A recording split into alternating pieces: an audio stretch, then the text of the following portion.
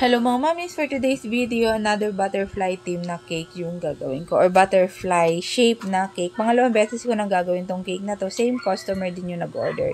Tapos nga pala kung mapansin nyo, tinatanggal ko yung sa ibabaw niya kasi nga kinakain ko yan, char. Hindi part, minsan kasi sumasama yung crumb na yun kaya natanggal ko talaga siya para walang istorbo, diba? Tapos yan, sa ganitong cake na butterfly yung shape, mas maganda kapag mababa lang yung kanyang height. Kaya ito, binawasan ko to. Tapos, 2 layer lang siya yung cake. Normally kasi, kung ilan yung inches ng height, like 3 inches, then 3 din yung kanyang layer sa loob. Tapos yan, binawasan ko na sa gitna ng para mag-shape siya ng butterfly, and then nag-ready na ako ng piping bag para lagyan ko ng icing. Kaya lang, since nasanay talaga ako na spatula lang gamit paglagay ng icing, yan din yung ginamit ko na mapanglagay. Mas mabilis ko kasi siyang nailalapat compare sa sa pag nasa piping bag, nagkakaroon kasi siya ng air pocket, 'di ba?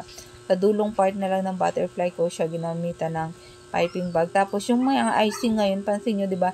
Ang bilis niya talaga mag-set, ang bilis niya tumigas or stable na stable kasi nga malamig yung panahon, 'di ba?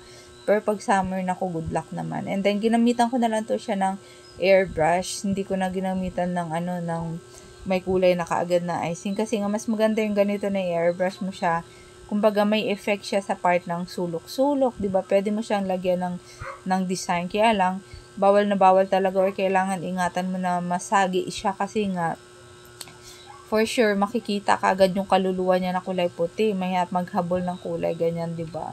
Kaya ganyan lang. At least pag sa airbrush, mabilis mo siyang lagyan ng design, mabilis mo siyang kulayin and tupid sa food color. Ito na nga, nilalagyan ko na yung pinaka-final design or pattern ng butterfly. Hindi perfect yung design niya sa left and right. Siyempre, handmade tayo or ang hirap gayahin talaga. Kaya magkakaiba yan siya. Mapansin nyo yung kabila, mas maliit. Yung kabila, basta ganun. Pero okay din lang naman siya, 'di ba? Talagang ganun pag handmade. Hindi naman na siya ganun totally kahalata kay lalagyan mo pa naman siya ng ibang design. Tapos ito na nga, nilagyan ko na sa gitna ng butterfly, and then nilagyan ko siya ulit ng airbrush para medyo may effect pa din siya. Ito, ang ganda ng kulay na itong kulay blue at saka blue-green na yan, no?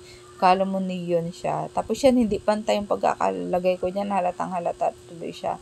Buti na lang kahit pa paano okay din lang kay customer. Tapos, eto, yung sa baba, nilalagyan ko ng border para matakpan yung kung anik-anik na kailangan matakpan. And pinagkakasya ko yung icing na yan.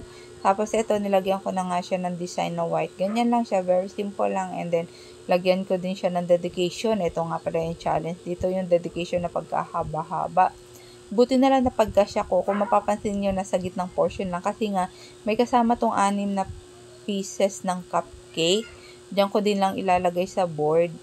Kaya nga sabi ko, sana makarating ng maayos kasi medyo malayo-layo pa yung delivery neto. Buti na lang maayos siyang naihatid ni customer. Hindi nasira yung sulat na yan. Ay, na driver pala, I mean.